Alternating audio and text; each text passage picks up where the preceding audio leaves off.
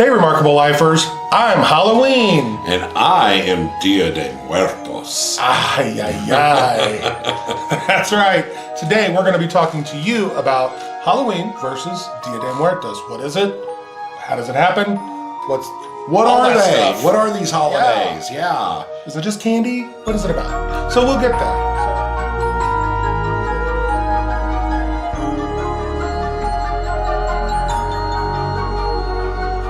So if you haven't already, make sure you like, subscribe, share, comment, do all of that stuff for our YouTube page and our social media. So we wanted to come to you guys to talk about what is Halloween and what is Dia de Muertos, because we actually get the questions a lot. Gringos, here's a clue.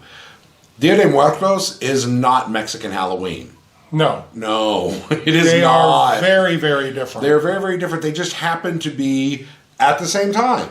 Yeah, they are kind of centered around All Saints Day and that kind of thing.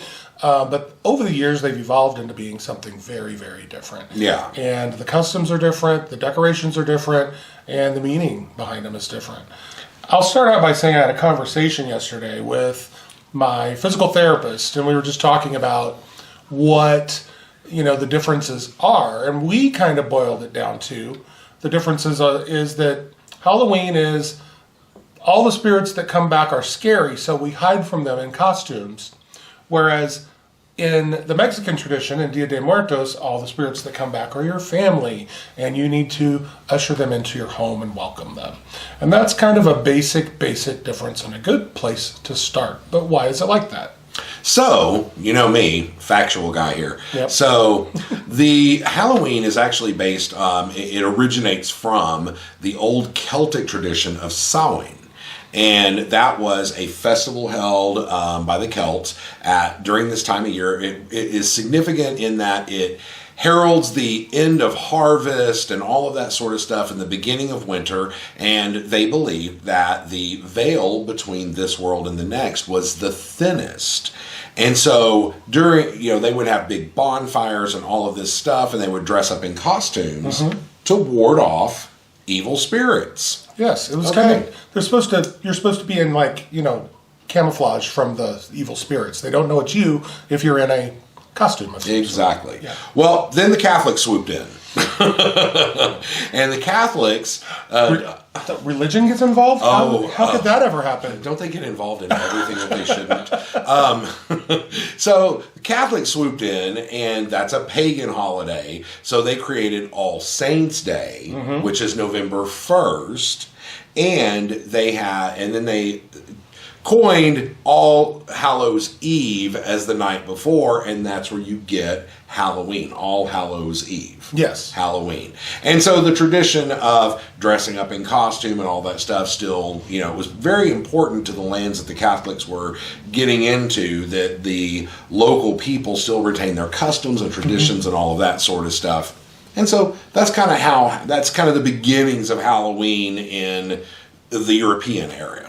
But what about Dia de Muertos, KJ? Tell us more. I'm so glad you asked. So the indigenous Mesoamerican cultures, a lot of them, they actually celebrated something very similar. And they believe that the veil, was thinnest during that time of year after harvest and all that sort of stuff. And it looks like the coloring is going darker and lighter and darker and lighter. It is not. Okay, maybe it was just me. Maybe it was the spirits. Maybe it's the spirits. Maybe it's the spirits. Leave it in. So There we go. So in their traditions, the veil was thinnest, and that's when JoJo arrives. And so basically, it was the same thing, except for it was more family oriented. Yeah. And so the veil's the thinnest, your ancestors come and visit and all of that sort of stuff. And so then Catholics, so they bring in the All Saints Day, right, Hallows Eve and all that sort of stuff. But they found this tradition here in Mesoamerica, and they incorporated that. And so you have Mexican Catholicism, and the holiday of Dia de Muertos was born. Right. And it's all about family and loved ones coming back from the next realm, and you get to visit and party and have a good time, and that's really kind of the historical nature of it. So forgive us, because the camera, while we're talking about some of these things, is doing something that it's never really done before. And the lighting is going up and down on my display. So I don't know if it's going to be something you can see, but it's freaking me out a little bit. Anyway, because it is today, November 1st, actually, All Saints Day. Yes, it is. So, go away. Leave my camera alone. So as you can tell, I'm Halloween because I'm dressed as a St. Louis Cardinals baseball player, and that means that the bad spirits will not recognize me. And I am Dia de Muertos, complete with the candy skull shirt, the hat with the cempasúchils, the mariposas, all of that sort of stuff. Yes, and there's a lot of symbolism that are related to both of these holidays. So, Halloween, you have the pumpkins, you have the things that are it's fall. It's fall. It's the harvest season. So these things kind of represent that. And over the years, people have made faces in them with lanterns, and it's just a fun thing to do. I don't think that maybe they have something to do with warding off evil spirits, but I doubt it. But there's also a lot of symbolism in Dia de Muertos. So you have the sugar skulls, which the sugar skulls represent your loved ones. It represents the deceased. Yes. And actually, a long time ago, people would make the little candy sugar skulls, and they would give them out to children as treats. Yes, they still actually do that. But that was the primary thing. Now it's kind of a it's fun, yeah. And in Dia de Muertos, we actually build ofrendas, which is like an altar. It would be an English word translation with photos of our deceased loved ones, pets, that sort of stuff, and you put their favorite food and beverages and all of that on the ofrenda to help them after their journey. They're hungry and they're thirsty, and so they suck the nutrients out of these things. Yes. And the cempasúchils, marigolds in English. They have that pungent odor, and so though the odor helps to guide the spirits of your loved ones to the ofrenda back home, it helps to guide them. And the mariposa is the soul. Is the souls of this. It's a communicator. It's how your loved one communicates to you from the other side. There's a lot of different symbolism, and it really is beautiful. The Catrinas, which you've probably seen around and about town, or maybe you've seen out where you travel, or all over our channel, or I'll put some pictures in here. But those are really symbolism of. It started out from a painting, actually, wasn't it? Diego Rivera? It was no. There was an artist 100 years ago or so. He was doing a political cartoon. That's right. That was talking about basically the politics were there are all these uber rich people here, and they're dressed in all of their finery and all this. But then you had the lower socioeconomic class, right? And they would take their old hand-me-downs and stuff like that, and they would be moth-eaten and whatnot. And he did a cartoon of a skeletal female, a skeleton, dressed up in this garb, but you could tell when you look at it, it's moth-eaten and all that. And the commentary was, they're starving to death, but they look good. But they're striving to be like the elite, and they're wearing these things around to try to fit in, and but they're not. They're poor. They're starving. And then later, Diego Rivera in a mural, he revived that Catrina and put it in this mural, and it started gaining traction. It was a political commentary, and then I think it was in the 90s, Hollywood was filming. 2000s. It was actually like early 2000s that Hollywood did a Bond film, a James Bond film, and one of the scenes were the Catrinas on parade, which was kind of not a thing. Like, they did small parades and they did religious parades. It was a little bit, but this really took it. It was like a parade of Catrinas, and you see the person running through them and stuff. Well, I guess everybody thought that's a real good idea. So now you have cities striving to have the largest Catrina. You have it's in Puerto Vallarta, by the way. Yes, and you have massive parades, and people dress up all the time as Catrinas. We even did it once. Picture insert. Yeah. And it's really, really, it's fun. But and both of these holidays are frivolity, and they're festival, and they're a lot of fun. But there are some serious things. I mean, the holiday here in Mexico, it is serious. It is a very serious, and I would say it's probably more serious than people take Halloween, because Halloween really is about kind of boo, scary, go to a haunted house. And then some people believe, some people don't really believe in it. They just want the free candy and to go to the parties. And it's fun. Yeah. I know that there's a lot of resistance by religious communities and that type of thing. I know I grew up, my parents were a religion where we did not allow that type of thing.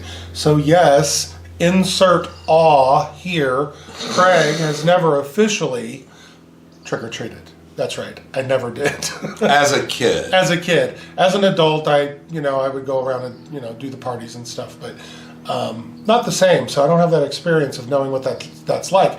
However, I did get candy one time when we went to a door proselytizing. So I kind of get it. But anyway. But for Dia de Muertos, it's actually a very serious holiday here, and people genuinely do use it as a day. If nothing else, it's the day we take the time to remember those people from our past, our loved ones, our family, our friends, our pets. And it's taken seriously, and people are emotional, and it's beautiful. But it's a celebration. I mean, it's not, yes, of course, is there sadness about losing a loved one? Absolutely. But I can tell you, we build an ofrenda every year. Yes. And we started whenever we first moved here, and we would build an ofrenda to honor our pets who had gone before, and I've lost my father, and my best friend who brought us together, and Craig's best friend, and and we would honor them. But it is that moment in time where we stop. Mm-hmm. And we laugh and we joke and we're like, oh my gosh, what did they like to eat? And you take the time to remember them. Yeah, like I don't have the stuff that my friend liked to eat. What do I do? Oh no, I have to go buy some. He was looking for a tiramisu. I was looking for tiramisu, Gretchen. I'm sorry. I couldn't come up with tiramisu. I got you something on there. Yes. But, and I think it's such a beautiful thing. If you go back on our channel and look at like the first Dia de Muertos video that we did, we actually have video from the cemetery. Yes. And we were able to go in the cemetery because COVID restrictions had not been completely lifted here yet. And we were able to go in the cemetery. You can't do that in Ajijic now unless you know somebody buried in the cemetery. You can do it on other days, but not during. Yeah, not during Dia de Muertos. But it's so beautiful the way culturally how I'm learning culturally from the Mexican people how to honor the people who've gone before, and it's not necessarily this heart-wrenching sad thing. No, it's a celebration of their life. Yeah, and for me, though, it's turned into that, where I don't always get sad. I can remember things in a very positive, wonderful experience, and I love that. And it's a time when people do, they do the maintenance, and they clean up the grave sites, and they go out and clean up the cemeteries. And they bring in the mariachi and the tequila. Yes, they do. Or if someone is extremely sad, you might find someone sitting at a gravesite, with a bottle of tequila crying over someone. But also, it can be a picnic. I mean, we've seen full picnics, like a family reunion at the gravesite.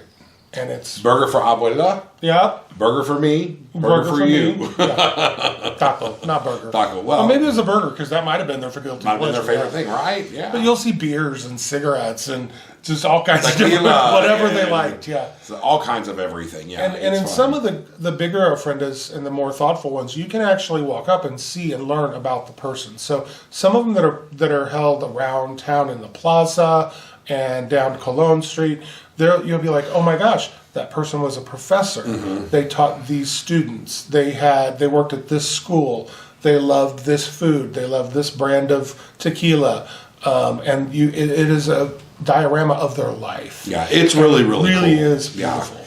Whereas, so Halloween, we're like, knock on your door, say trick or treat, and give me candy. Halloween's all about frivolity. Is all about frivolity. Contrary to what some religious organizations would have you believe, there's nothing nefarious going on with Halloween. Yeah, it's just fun and frivolity. Dia de Muertos, while there is a lot of fun and frivolity involved, there is a real undercurrent of holiday and remembering your loved ones who have passed on. Now, to honor fully all different religions, there are some religions who do take Halloween and All Hallows Eve very seriously and feel it is the time when they can lift the veil and contact the Oh, other well, side. that's very true. And so Yes. let's respect the Yeah, fact yeah. that exists as well. Absolutely. So- there are several religions that do that. Yeah, that's very true. But it's a wide range. So let's nail this down with kind of the misconceptions. So misconceptions about Halloween is that everybody is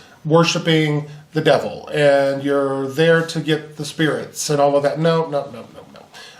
Maybe some people are. No. And maybe it was in the past. But nowadays it is truly about knocking on people's doors or going to a trunk or treat because kids want candy and dressing up as something fun. And it's a day kind of a escape from reality. Dia de Muertos, the misconception there is also that people worship the dead.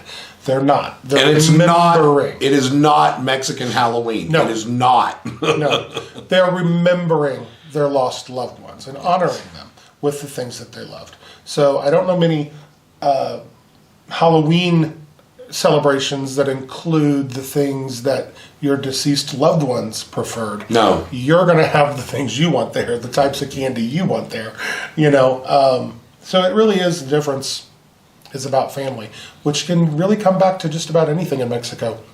It comes back to family. Yeah, that's true. Yeah. But if you haven't watched the movie Coco, by the way, Oh, yes. I'm not out here promoting a Disney film because they don't pay me nothing. But it is really a good representation with all the symbolism. Take a minute and look up the songs, look up the history of all of the symbolism that's in it, and it's all there. And we've actually had a lot of Mexican friends tell us that Coco is like the closest thing that you can find from a movie perspective that is actually true to the customs and everything of Dia de Muertos. And even the younger, I was talking to my younger physical therapist yesterday, and he's like, a lot of those people don't, like younger people, don't really get into it the way that their grandparents and their parents do, but would never think of not having an altar, not having the pictures up, and lighting some candles.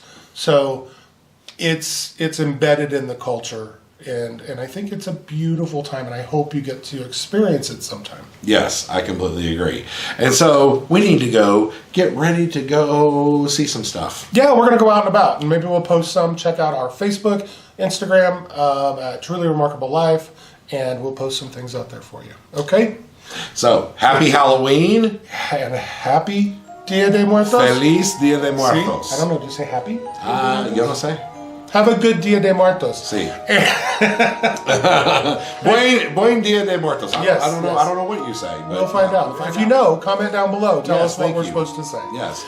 And if you haven't already, Go find your truly remarkable life. adios. Adios.